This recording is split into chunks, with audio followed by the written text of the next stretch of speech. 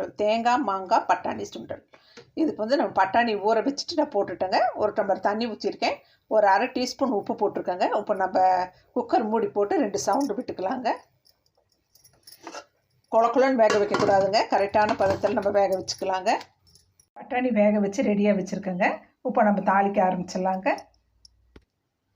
இப்போ தேவையான அளவு எண்ணெய் ஒரு 2 ஸ்பூன் ஊற்றிக்கலாங்க. போதுங்க.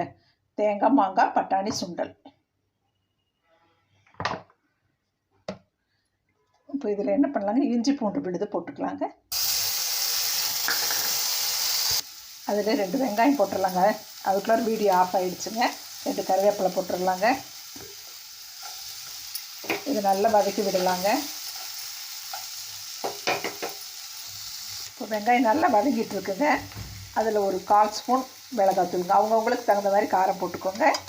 சோம்புத்தூள் ஒரு அரை ஸ்பூன். இது வந்து பட்டாணி சுண்டலுக்கு அவ்வளோ டேஸ்ட்டு கொடுக்குங்க. தேங்காய் மாங்காய் பட்டாணி சுண்டலுக்கு மட்டன் மசாலா ஒரு அரை டீஸ்பூனுங்க. வீட்டில் என்ன இருக்கோ போட்டுக்கோங்க. கரம் மசாலா, சிக்கன் மசாலா எது இருந்தாலும் போட்டுக்கோங்க. இப்போ இதை அப்படியே வதக்கி விடலாங்க. உப்பு வந்து நான் பட்டாணிலேயே போட்டேங்க. இப்போ என்ன பண்ணுறாங்க, இது அப்படியே கொஞ்சம் தண்ணி ஊற்றலாங்க.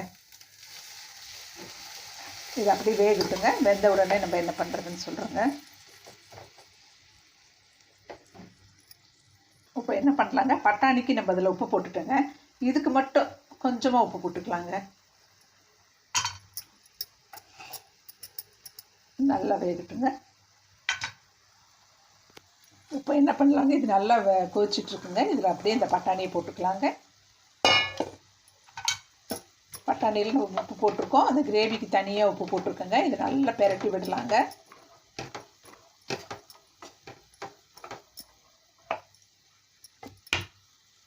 இப்போ இதில் என்ன பண்ணலாங்க, நம்ம இந்த தேங்காய் நான் பொடியாக எடுத்து வச்சுருக்கேங்க. இதை அப்படியே போட்டுக்கலாங்க. தேங்காய் மாங்காய் பட்டாணி சுண்டல். அப்படியே மாங்காய் பொடியாக எடுத்து வச்சுருக்கேங்க. இது இந்த மெட்ராஸ் பீச்சிலையெல்லாம் இது இப்படி தாங்க விற்பாங்க. அப்படியே நம்ம மல்லித்தலை தூவிக்கலாங்க. சூப்பராக ரெடி ஆகிடுச்சுங்க தேங்காய் மாங்காய் பட்டாணி சுண்டல். நம்ம இப்போ பிளேட்டிங் பண்ணி பார்க்கலாங்க. இதோட கேரட் சர்வி போடுறதுனாலும் போட்டுக்கலாங்க, பீட்ரூட் சர்வி போடுறதுனாலும் போட்டுக்கலாங்க. இப்போ என்ன பண்ணலாங்க, இந்த மாங்காயிலே புளிப்பு இருக்குங்க. எலுமிச்சப்பழம் டேஸ்ட்டு பிடிச்சவங்க லைட்டாக எலுமிச்சப்பழம் கூட புளிஞ்சிக்கலாங்க. இதோட பொரியை கலக்கி சாப்பிட்லாங்க. சூப்பராக இருக்குங்க. பாருங்கள், நான் சாப்பிட்டு பார்க்குறேன். சூப்பராக இருக்குங்க ஃப்ரெண்ட். நான் போட்ட மாங்காவோட அளவு, அந்த இஞ்சி பூண்டோட அளவு, அந்த மட்டன் மசாலாவோட அளவு எல்லாம் சேர்ந்து ரொம்ப நல்லா இருக்குங்க. நான் சொன்ன அளவுகளோடு நீங்கள் பண்ணி பாருங்கள். என் சேனலை பிடிச்சிருந்தால் சப்ஸ்கிரைப் பண்ணுங்கள், லைக் பண்ணுங்கள், கமெண்ட் பண்ணுங்கள். நம்ம அடுத்த நல்லதொரு வீடியோவில் சந்திக்கலாங்க. Thank you friends.